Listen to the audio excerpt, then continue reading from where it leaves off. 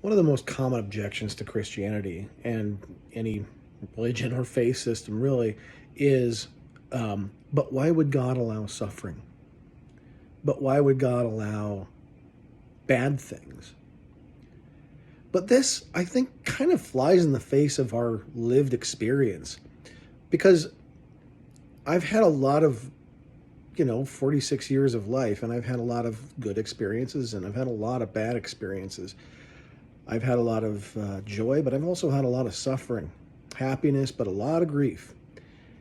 And I can tell you, I've grown way more in times of suffering and sorrow and grief and pain because learning to live with and deal with those things means that I grow.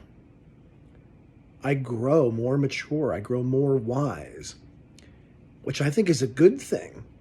If my life was nothing but but ease and happiness, where would the growth come from? Well, consider how much more fully formed God's perspective would be on grief or pain or sorrow. Why would he withhold from his creatures the opportunity to grow? Why would he withhold from his creatures the things that will lead them toward maturity and wisdom? That parents don't do that to their children. We take our kids to the dentists even though they hate it. I hate the dentist, but we take them there for their own good, even though we know it will be unpleasant and painful sometimes. Well, consider the possibility that consider the possibility that God allows us to suffer because we grow through that.